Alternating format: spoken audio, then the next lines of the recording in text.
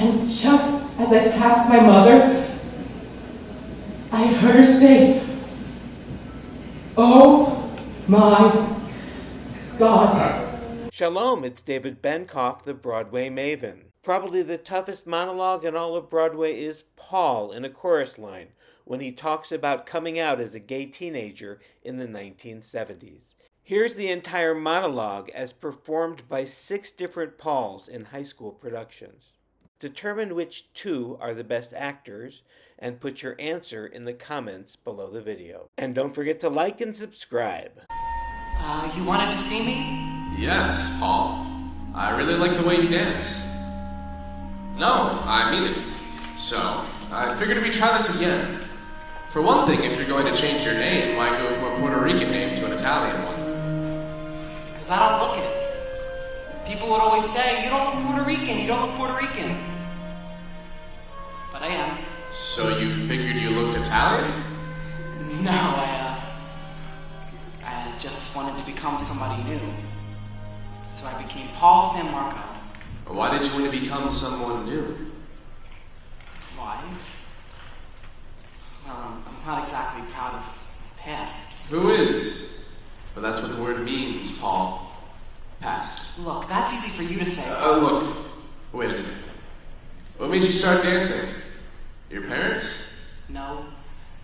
What do Puerto Ricans know about theater? But my father loved movies, and he'd take us all the time. He worked nights, and he'd come home and take us to 42nd Street, and we'd go in one movie and another movie, and I don't know why, but I always loved musicals. How old were you? 7 or 8. On 42nd Street? Yeah, it was a trip. Go on. I'd have to move down front, because I couldn't see. I wear contact lenses now.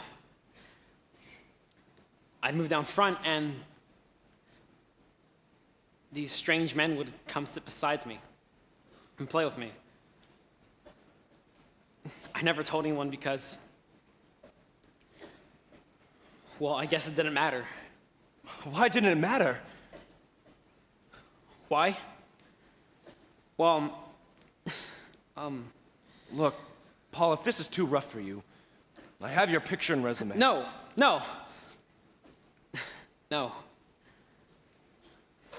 It's okay.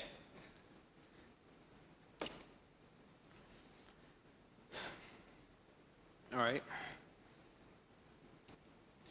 From seeing all those movie musicals, I used to dance around on the street, and I'd get caught all the time. God, it was embarrassing. I was always being Cicerus, always, which I don't really understand because I always wanted to perform. I mean, I really wanted to act. Once my cousin said to me, "You'll never be an actor." And I knew that he was saying that because I was such a sissy. I mean, I was terribly effeminate. I always knew that I was gay, but that's not what bothered me. What bothered me was that I didn't know how to be a boy. Once I looked in the mirror and I said, "You're 14 years old and you're a faggot. What are you going to do with your life?" Well, by that time, I was in Cardinal Hayes High School and there were 3,000 boys there. I had no protection anymore. No homeroom where I could be charming and funny with the tough guys so that they could fight my battles for me. Just like they did in the smaller schools. I liked school, but my grades got so bad. Even if I knew the answer to a question in class, I would never raise my hand in case they'd laugh at me. I even used to whistling in the halls. It was awful. Just awful. Finally, I went to the principal's office and I said, "I'm a homosexual." Now, me being 15 at the time, and this being a Catholic high school, you just didn't say that. He said to me, "Would you like to see a psychologist?" And he said, "Oh, I think you're very well adjusted for your age. I think you should quit school." And I guess they won the battle because I dropped out. See, when I quit school, what I was doing was trying to find out who I was. You know, there are a lot of people in this world who don't know how to be men. And since then, I found out that I am one. I guess I was just looking for the wrong thing. I was trying to learn how to be butch. Anyway, that's when I started hanging around 72nd Street, meeting all these really strange people, just trying to make friends that were like me so that I would understand what it was that I was. Then somebody told me they were looking for male dancers at the Jewel Box Review. You know, the drag show. So I go down to audition, and they said to me, "You're too short to be a boy. Would you like to be a pony?" And I said, "What's that?" They said, "A girl." Well, what do I have to do? Show us your legs, but I have hair on my legs. Oh, that's okay, just come on upstairs. So I went, and they shaved my legs. They put on a pair of nylon stockings and high heels. And there I was, finally in show business. The asshole of show business. But it was a job. Nothing to brag about. Then I started hiding all this stuff from my parents. I mean, I had to buy all this stuff, like shoes to rehearse in and earrings, makeup. And I'd hide it all, my mother would find it. And so I told her there's this girl in the show, and she didn't want her parents to know what she was doing, and so I was holding this stuff for her. She believed me. We were working at the Apollo on 125th Street, doing 4 shows a day with a movie. It was really tacky. And the show was going to Chicago. And my parents wanted to say goodbye, and they were going to bring my luggage to the theater after the show. And we were doing this Oriental number, and I looked like Anime Wong. I had these 2 great big chrysanthemums on either side of my head, and this huge headdress with gold balls hanging all over.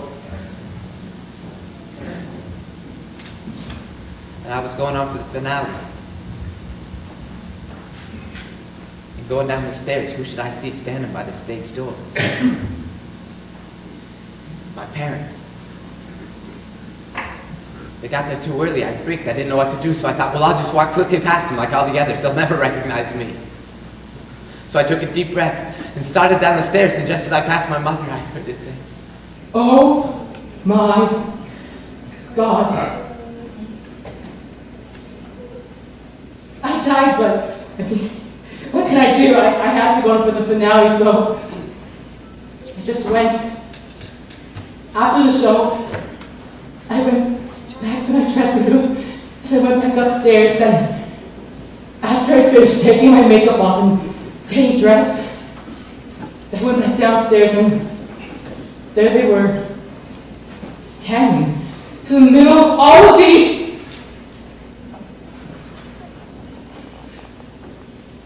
And all they said was, "Please write. Make sure you eat. And take care of yourself." And just before my parents left, my father turned to the producer and he said, "Take care of my son." That was the first time he ever told me that.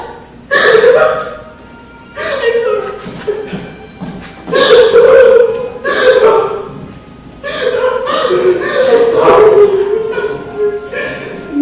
Which 2 actors did the best job? Put your answers in the comments. To support the channel, visit my Patreon page. The Broadway Maven meets Mondays at noon and 8 p.m. for a free class. Sample classes include Gershwin on Broadway, Hairspray, A Chorus Line, and Barbra Streisand's musicals. See the upcoming schedule at thebroadwaymaven.com. To get more videos like this one, give this video a like. Even better, subscribe by pressing the button that says The Broadway Maven.